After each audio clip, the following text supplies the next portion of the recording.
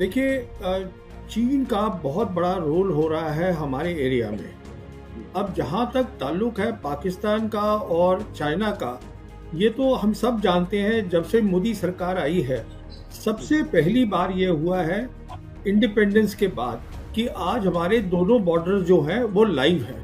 दोनों के दोनों बॉर्डर, ऐसे पहले कभी नहीं हुआ। फिर हमने ऑपरेशन सिंदूर में, जैसे आपने बताया, और इस बात को मैं पहले भी बहुत देर से दोहरा रहा हूँ और मैं ये भी बता रहा हूँ कि देखिए, जब हमने 370 हटाया था, तब से चीन और पाकिस्तान ने ट्रेनिंग बहुत ज़्यादा शुरू कर दी थी। मैं तब से बोल रहा हूँ कि आप पाकिस्तान से लड़ाई नहीं कर रहे हैं, आप वन फ्रंट रीइंफोर्स्ड वॉर लड़ेंगे। इसका मतलब चीन उसकी पूरी मदद करेगा बिना हाथ दिखाए हुए। वही हमने ऑपरेशन सिंदूर में देखा। 4 दिन में स्पेस की कैपेबिलिटीज और भी बहुत कैपेबिलिटीज है जिसमें उन्होंने पूरा उनका साथ दिया। अब ये कहना कि 80% जो है वो हथियार आता है उनके बाद, ये बेबुनियाद बात है। बेबुनियाद इसलिए है, हमारे पास भी तो हथियार आता है, रशिया से आता है, इजराइल से आता है, फ्रांस से आता है, अमेरिका से आता है। इसका मतलब नहीं होता। देखिए, सबसे इम्पोर्टेंट बात जो मैं बताना चाहूंगा आपके दर्शकों को ऑपरेशन सिंदूर की, वो ये है, हिंदुस्तान और पाकिस्तान के बीच में जो हवाई युद्ध होगा वो सबसे इम्पोर्टेंट है। और उस हवाई युद्ध में हमने देखा 2 बातें हुई। पहली बात, उनके जो पायलट्स थे उन्होंने अच्छी क्षमता दिखाई। देखिए, आप सामान खरीद सकते हैं और 6 महीने में लाके उसको लगा सकते हैं, और पायलट की क्षमता बनाने में सालों साल लगते हैं। इसका मतलब वो तैयारी तभी से कर रहे थे जब आपने 370 हटाई। यही मैं कह रहा था, ये पहली बात है। दूसरी बात यह है कि अब जो हमारा सैन्य वो हवाई युद्ध हुआ, उसके बारे में अब सरकार बात ही नहीं करना चाहती है, जबकि सबको पता है दुनिया में क्या हुआ, कितनी हमारा नुकसान हुआ, कितने एयरक्राफ्ट गिरे, सब चुपचाप बैठ गए हैं।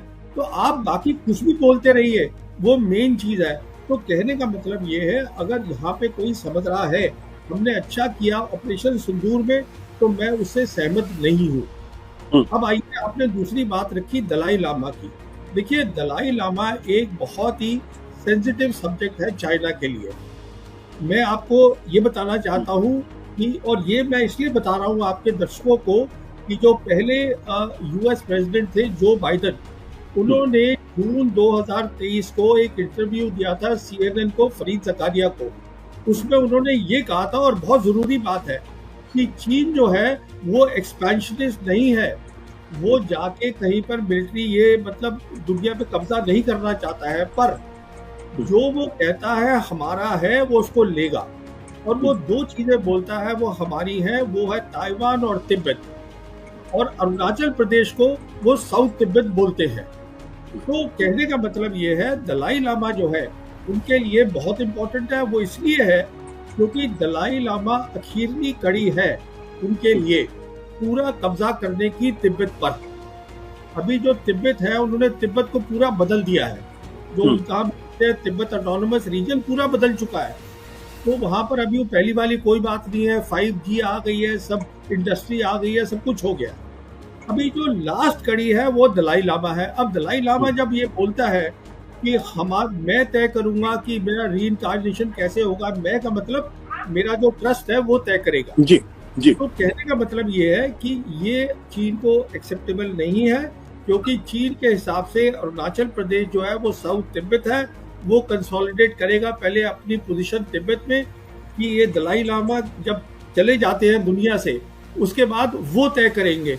तो कहने का मतलब ये है, हमारी चीन हमसे सिर्फ एक ही मुद्दे पे लड़ाई करेगा, और वो है दलाई लामा का मुद्दा, और किसी पे नहीं करेगा। बाकी के लिए वो पाकिस्तान काफी है, चीन हमें अपने बराबरी का समझता ही नहीं है, पर इस मुद्दे पे वो लड़ाई करेगा। अब आपने बोला लड़ाई की बात, देखिए वो एक लड़ाई होगी जो दुनिया ने देखी भी नहीं है आज तक। मैं अपने दर्शकों को मिसाल देता हूँ छोटी सी। देखिए, क्या हुआ था कि जब एक युद्ध हुआ था 1991 का, जो इराक वॉर हुई थी, जिसको हम ऑपरेशन डेजर्ट स्टॉर्म बोलते हैं, उसमें अमेरिकन फोर्सेस ने 44 डेज की एयर कैंपेन करी। उसके बाद ग्राउंड में कुछ था ही नहीं, और 100 घंटे में सब कुछ निपटा दिया। कहने का मतलब ये यहाँ पर 44 डेज नहीं होगा, इसको मैं समझा चुका हूँ, किताब भी लिख चुका हूँ ये लड़ाई होगी अगर चीन लड़ेगा। तो वो जो चीजें कह रहा है मैं वापस लूंगा, आज वो क्लेम कर रहा है अरुणाचल प्रदेश, आज जिसको वो साउथ तिब्बत बोलता है, आज वो क्लेम कर रहा है पूरा लद्दाख, उसके पास काबिलियत है। और मैं समझता हूँ कि वो 10 दिन में एक डिसाइसिव जो है लड़ाई लड़ सकता है। तो हमारा खतरा बहुत ज्यादा बढ़ा हुआ, बहुत बढ़ गया है। अब आपने तीसरी बात करी, क्या हम तैयार हैं? तो मैं आपको बताना चाहता हूँ, ये मुझे बहुत कोई खुशी नहीं होती बताते हुए हम तैयार नहीं हैं। हम इसलिए तैयार नहीं हैं, पहली बात तो हमें देखिए, अब मैं आपके दर्शकों को बताता हूँ, हमारे वो जो डिप्टी चीफ हैं इंडियन आर्मी के, लेफ्टिनेंट जनरल राहुल सिंह, उन्होंने बोला कि वो 1 बॉर्डर और 2, 1 बॉर्डर 2 एनिमीज एडवर्सरीज, वो बोला सब। अरे भाई, ये तो आपको पहले से पता होना चाहिए था। आपका दुश्मन कौन है, उसकी ताकत कितनी है। अब आप आज हैरान क्यों हो रहे हैं? ये तो आपका काम था ना, पता होने का कि कौन किससे मैं लड़ाई लड़ रहा हूँ। ये अब आप बता रहे हैं कि वो इसलिए था, ये बहानेबाजी का काम है। कहने का मतलब ये है कि आपको ये पता होना चाहिए, अगर आप प्रोफेशनल फौज है, मेरा दुश्मन कौन है, उसकी काबिलियत क्या है, मेरी काबिलियत क्या है, क्या मैं उसके साथ लड़ाई कर सकता हूँ। तो कहने का मतलब ये है, जो ऑपरेशन सिंदूर था, अगर आप देखिए ध्यान से, तो वो तो लड़ाई थी ही नहीं। क्योंकि अगर आप अपनी सेना को ये बोल रहे हैं, एयरफोर्स को, कि साहब आप नॉन मिलिट्री टारगेट पे हिट करेंगे, नॉन मिलिट्री टारगेट, जो आपकी मिलिट्री की सबसे बड़ी ताकत है एयरफोर्स, उसको आप बोलते हैं नॉन मिलिट्री टारगेट लगाइए। उधर से हमारे एक है वो नेवी के एडवाइजर इंडोनेशिया में, वो जो कैप्टन है एक शिव कुमार, उनका फिर बयान आया कि साहब वो जो एयरफोर्स है उनको बताया गया था, हमारा इसलिए नुकसान हुआ कि आप एयर डिफेंस पे भी नहीं मारेंगे, आप मिलिट्री इंस्टॉलेशन पे नहीं मारेंगे, सिर्फ नॉन मिलिट्री पे करेंगे। किसी भी एयरफोर्स के अफसर को पता है, जब आप हवाई की लड़ाई करते हैं, सबसे पहले एयर डिफेंस सिस्टम जो होता है दुश्मन का, उसको अटैक करते हैं, क्योंकि उससे सबसे बड़ा खतरा होता है। अगर ये आप हिदायत दे रहे हैं तो आप लड़ाई कर ही कहाँ रहे हैं? तो ना तो आपके पास लड़ाई आप करना चाहते हैं आप, अच्छा उसके बाद आप फौरन बोल रहे हैं कि हम एस्केलेशन नहीं चाहते। अरे बाबा, अगर आप दूसरे मुल्क में घुस के उनके अंदर मिसाइल फेंकेंगे तो वो क्या रिटेलिएट नहीं करेंगे? सोचने की बात है। तो आप कुछ करना भी चाहते हैं, नॉन मिलिट्री में करेंगे, एस्केलेशन नहीं करेंगे। आपको पता नहीं है आपका दुश्मन कौन है, चीन है, पाकिस्तान है, क्या है, उसकी काबिलियत क्या है, आपकी काबिलियत क्या है, तो आप मुझे बता दीजिए कैसे करेंगे आप। आपने एक और सवाल उठाया, जो फॉक्सकॉन की बात करी, और आपने ये रेयर अर्थ की बात करी। देखिए, बात ये है कि चीन जो है आज दुनिया का सबसे बड़ा मैन्युफैक्चरिंग नेशन है, ये अब दुनिया सब मानती है, प्रेसिडेंट ट्रम्प भी मान रहे हैं, और सारी सप्लाई चेन जो है वहाँ पे शुरू होती है। अब हमने तय कर लिया है, अब चीन के समझ में आना शुरू हो गया है कि हम नॉर्मल रिलेशन नहीं करना चाहते चीन के साथ। मैं तो यहाँ तक कहूँगा, एक कारण कि Xi Jinping, president Xi Jinping अभी ब्रिक्स में नहीं गए ब्राजील की, वो ये भी हो सकता है कि मोदी को मिलने की जरूरत नहीं है। ये भी मेरे हिसाब से एक कारण है। बट प्रवीण जी, भारत सरकार तो लगातार ये कह रही, देखिए ऑपरेशन सिंदूर के दौरान हमारा जो निर्भरता थी उसने काम किया, देखिए ब्रह्मोस ने काम किया। अब ये प्रश्न इस बात को लेकर ये है कि भारत सरकार अगर आत्मनिर्भरता की बात करती है, तो क्या हमारी डिफेंस में आत्मनिर्भरता उस स्थिति तक पहुंचती जहां हम चीन का मुकाबला कर सके? आप चीन को तो बिल्कुल ही छोड़ दीजिए, चीन एक अलग क्लास पे है। आपने बात करी ब्रह्मोस की, प्लीज आप ये बात समझिएगा, ब्रह्मोस आपका सिस्टम नहीं है। ब्रह्मोस एक जॉइंट सिस्टम है, और उसकी जो इम्पोर्टेंट कंपोनेंट्स हैं आज भी रशिया से आते हैं। S-400 जो है वो रशियन सिस्टम है। जो आपका आकाश है जिसकी बारे में बात हो रही है, मैं आपको ये बताना चाहता हूँ, ये आकाश वो प्रोजेक्ट है जो 1984 में अब्दुल कलाम ने और prime minister Mrs Indira Gandhi ने as part of the missile programme उसको किया था। तो ये इसका जो फ्रेमवर्क और जो सोच है, मैं सिर्फ ये बताना चाहता हूँ, वो 50 साल से पुरानी है। आप कितनी भी इम्प्रूवमेंट कर लीजिए, कहने का मतलब ये है कि जब तक आप R&D में पैसा नहीं डालेंगे, और उसमें पैसा डालना होता है, टाइम लगना होता है, ये रातों रात आत्मनिर्भरता नहीं हो जाती। अभी जैसे आप खुद ही बोल रहे थे, एयर चीफ कह रहे हैं कि मेरी जो 42 स्क्वाड्रन की वो है सैंक्शन है, हालत बहुत खराब है, बहुत नीचे हो गया है, 2 फ्रंट मुझे संभालने हैं। वो कह रहे, अब बात चल रही है कि अब हमको इंटरम में, बीच के पीरियड में, अभी आमका कहीं नहीं आ रहा है, वो जो 5th जनरेशन है हमारा, उसके इंटरम में हम F-35 ले अमेरिका से कि रशिया से हम Su-57 लें, इसकी बातचीत भी चल रही है। क्योंकि सवाल ये है, आत्मनिर्भरता एक नारा है, आप ये समझिएगा।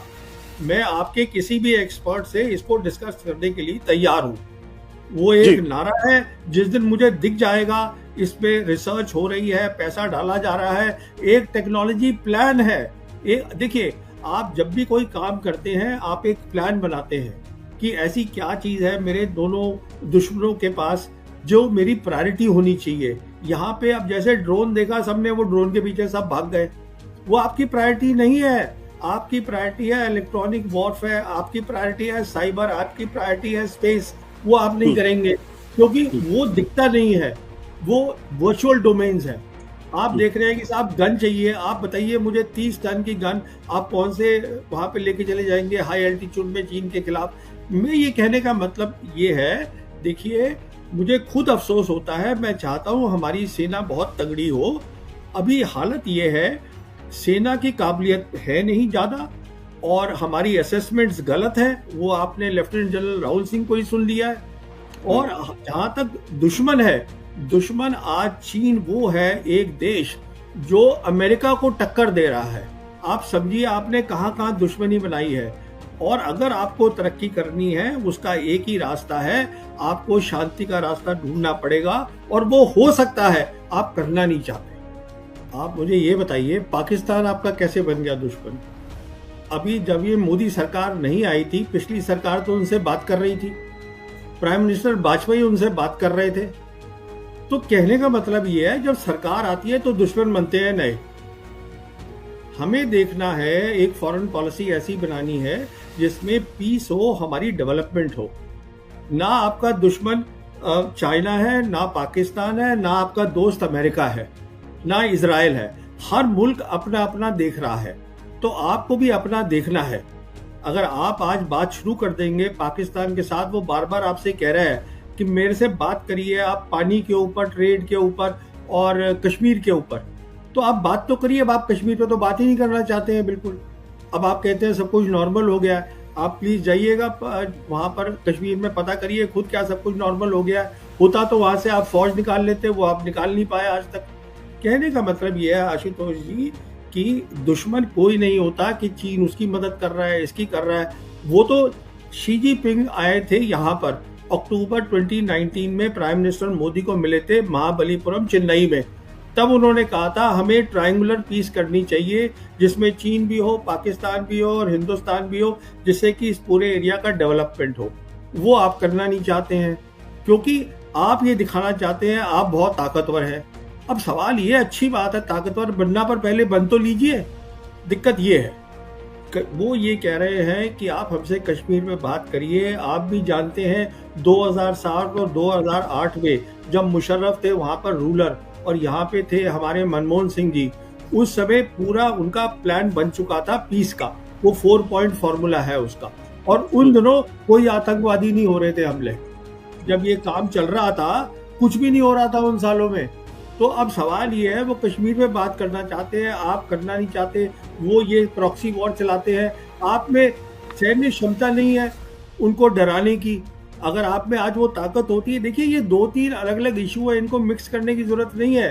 प्रॉक्सी वॉर जो है वो एक मिलिट्री इशू है, उसके लिए आपको सैन्य ताकत बनानी है। और वो इसलिए कर रहे हैं क्योंकि वो कहते हैं कश्मीर पे बात करो। जब आप कर रहे थे उनसे कश्मीर पे बात 2006 और 8 के बीच में, कोई आतंकवादी हमले नहीं हुए, आप चेक कर लीजिए।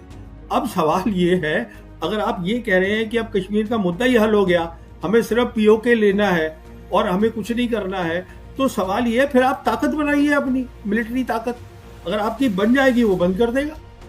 तो ये जो है ये 3 स्टेप में काम होना है। पहला स्टेप ये है, हमें पीस चाहिए रीजन में। तो जैसे वो बताया गया था, हमें पीस चाहिए चीन के साथ, पीस चाहिए पाकिस्तान के साथ, और दोनों मुल्क तैयार हैं। चीन हमारे साथ नॉर्मल रिलेशंस करना चाहता है, हम नहीं करना चाहते। अगर आप पहले तो शांति कर लीजिए, अगर आप शांति कर लेंगे तब क्या है, तब टाइम होता है अपनी रिसर्च को सॉर्ट आउट करने में। उसके लिए फिर आप पूरी एक टेक्नोलॉजी पॉलिसी बनाइए। वो दूसरा स्टेप है कि साहब हमें क्या चीज़ चाहिए, कौन सी चीज़ हम बाहर से लाएंगे, कौन सी चीज़ के लिए हमको रशिया से जॉइंट वेंचर करना चाहिए, किसमें हम R&D डालेंगे, वो दूसरा स्टेप है। उसके बाद फिर वो टाइम आएगा जब आप कहेंगे कि मैं, और आपको लड़ाई फिर लड़ने की जरूरत ही नहीं पड़ेगी शायद। अगर आप इतनी कोऑपरेशन कर रहे हैं और खुशहाली हो रही है, साउथ एशिया में तरक्की हो रही है, फिर आप किस बात की लड़ाई करेंगे? फिर भी आपको सैन्य शक्ति बनानी है क्योंकि डिफरेंस होना चाहिए। पर हम अब जो मैं आपको प्लान बता रहा हूँ वो अगले 10 से 15 साल का प्लान है। उस समय क्या हालत होगी किसको क्या पता है। पर आप तैयारी तो करिए, अपना टेक्नोलॉजी मैप बनाइए, आप पीस करिए रीजन के अंदर। उसके बाद देखिए स्टैंड हमारा क्या है कश्मीर पे। कश्मीर पे 4 पॉइंट फॉर्मूला था मुशर्रफ का, हमने उस पर बातचीत करी, बैक चैनल बातचीत हो रही थी पाकिस्तान के साथ। तो कश्मीर का वो मुद्दा है जिसमें आपको बात करनी है। और आज कश्मीर जो है उसमें चीन भी फिजिकली बैठा हुआ है, चीन फिजिकली बैठा है लद्दाख में, आपके ईस्ट लद्दाख में बैठा है, पाकिस्तान के पास है, आपके पास है। जो आप कश्मीर का नक्शा देखें तो इस पे तो बात करिए आप उनके साथ। अच्छा, जहां तक ताल्लुक है उसका चीन का ताल्लुक है, दलाई लामा उनके लिए एक सेंसिटिव सब्जेक्ट है। पर अगर आप उसकी हिस्ट्री पूरी देखें तो वो आपसे लड़ाई नहीं करना चाहता है। चीन सिर्फ ये चाहता है कि जो दलाई लामा जो है आप उसमें इंटरफेरेंस ना करें, जो आप कर रहे हैं। मिसाल देता हूं आपको, नैन्सी पेलोसी जो यूएस स्पीकर होती थी, वो अगस्त 2022 में वो गई थी वहां पर ताइवान। उन्होंने वहां पे प्रॉब्लम क्रिएट करी। ताइवान में जाके वो डेमोक्रेसी को सपोर्ट करने गई थी। फिर वहां पे क्या हुआ कि जो चाइना थी उसने अपनी एयरफोर्स को और न्यू नॉर्मल बना दिया वहां पर। अच्छा, उसके बाद वो यहाँ पर आई जून 2024 में। और क्यों आई? वो रिजॉल्व तिब्बत एक्ट देने के लिए। वो एक ऐसा एक्ट था जो बाइडेन एडमिनिस्ट्रेशन ने सेनेट और हाउस में पास हुआ था। अच्छा, उनको मालूम था कि एक हफ्ते के अंदर अंदर दलाई लामा खुद अमेरिका जा रहे थे अपनी नी सर्जरी करवाने, पर वो उसको यहाँ देना चाहती थी क्योंकि मोदी सरकार भी वही चाहती थी। वो इसलिए चाहती थी, वो आई थी अपने पूरे लॉ मेकर्स के साथ, और भी उनके बहुत लोग आए थे कांग्रेस के। फिर वो जॉइंट फोटोग्राफ्स है प्राइम मिनिस्टर की, नेशनल सिक्योरिटी एडवाइजर डोवल की, वो सब साथ थे। अब सवाल ये है उनका यहाँ आने का मतलब क्या था, धर्मशाला में आके वो देने का। हमारी धरती को इस्तेमाल करना, वो उसको प्रोवोक करने के लिए चाइना को against the Dalai Lama, it doesn't make sense at all. और this is something that the government of India, देखिए वो सोचना है, दलाई लामा जो है वो रिलीजियस लीडर नहीं है, वो रिलीजियस और पॉलिटिकल लीडर दोनों थे। हमने चीन की बहुत मदद करी है। 1959 में दलाई लामा आए थे। अभी मैं उनका जो 1959 में वो यहाँ हिंदुस्तान भागकर आए थे दलाई लामा, तब से वो इधर ही हैं। अच्छा, 1960 से धर्मशाला में बैठे हैं। हमने उनकी कितनी मदद करी, वो मैं अभी वो इंटरव्यू सुन रहा था सिंकियों उनके जो है पीपा सरिंग की, तो वो बता रहे थे कि देखिए आज हम 25 मुल्कों में फैले हुए हैं।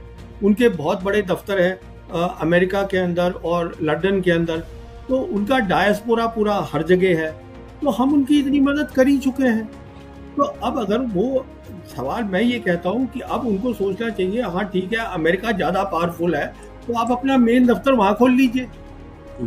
मैं ये कह रहा हूँ, देखिए आप अगर ये कहेंगे कि वहाँ पर तिब्बत के अंदर चीज ये कर रहा है वो कर रहा है, ये आप तभी कह सकते हैं जब आप ग्लोबल पावर है, कि आपको हर चीज का ध्यान रखना है और आपको नजर रखनी है हर चीज के ऊपर। आप इस समय आप उस स्टेज पर हैं कि आप अपना नेशनल इंटरेस्ट देखिए। आपके 80 करोड़ लोग गरीब हैं, बहुत खाने को उनके पास नहीं है। आपकी जो सैन्य क्षमता है वो ठीक नहीं है, आपके खतरे बढ़ गए हैं। ये आपके मुद्दे होने चाहिए। ये कहाँ से मुद्दा है कि वो चीन वहां तिब्बत में कर रहा है, ये तो मुझे समझ में नहीं आया। हम उनकी बहुत मदद कर चुके हैं, अब वो भी अपना खुद मदद करे, अपना देखे कहाँ उनको दफ्तर बनाए, जाके लंदन में जहाँ जो उनका मेन दफ्तर है वहां बना ले। ये कह रहा हूं मैं आपसे। मैं ये कहना चाहता हूं, आज आप प्रेसिडेंट ट्रंप को देख लीजिए, हमारे स्ट्रेटेजिक रिलेशन है उनके साथ। हमने एक बहुत बड़ा जॉइंट स्टेटमेंट इशू करी जब प्राइम मिनिस्टर गए थे फरवरी इसी 2025 में। अभी वो रोज हमें धमकाते रहते हैं कि मैं 10% लगा दूंगा, तुम ब्रिक्स के मेंबर हो, अब मैं इतना लगा दूंगा। हम उनके साथ 500 बिलियन डॉलर का ट्रेड करना चाहते हैं 2030 तक। तो वो प्रैक्टिकल नहीं है क्या?